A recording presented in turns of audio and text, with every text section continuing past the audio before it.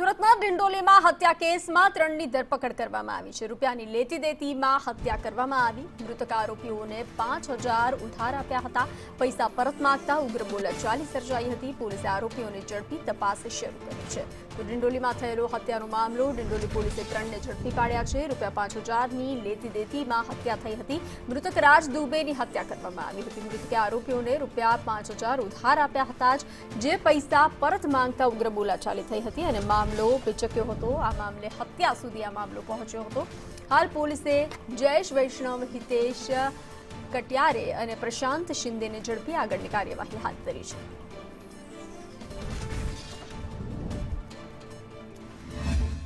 આમાં જે સંડોવાયેલ 3 આરોપી હતા એની વિગત ડિંડોલી પોલીસને મળી। એ આધારે ડાંગ જિલ્લાના સાપુતારા તરફ જવાના રોડ ઉપર આ 3 આરોપીઓ એક 2 વ્હીલરમાં જતા હતા, તો એમને ઇન્ટરસેપ્ટ કરી અને 3 આરોપીઓને ત્યાંથી લઈ અને ડિંડોલી પોલીસ સ્ટેશન લઈને આવેલા છે।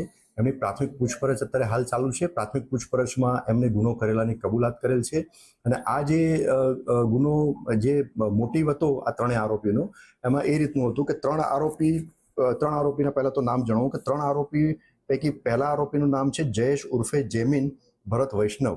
એની ઉંમર વર્ષ છે 20 અને એ સાઈ દર્શન રેસિડેન્સી ડિંડોલી વિસ્તારનો રહેવાસી છે। બીજા આરોપીનું નામ છે હિતેશ ઉર્ફે સોનુ મનોજ કટિયાર। એની ઉંમર વર્ષ 19 છે। એ પણ સાઈ દર્શન રેસિડેન્સી ડિંડોલી સુરતનો રહેવાસી છે। અને ત્રીજા આરોપીનું નામ છે પ્રશાંત ઉર્ફે પવન ઉર્ફે બાશી રાજુ શિંદે। એની ઉંમર વર્ષ 19 છે। એ છત્રપતિ શિવાજીનગર લિંબાયતનો રહેવાસી છે।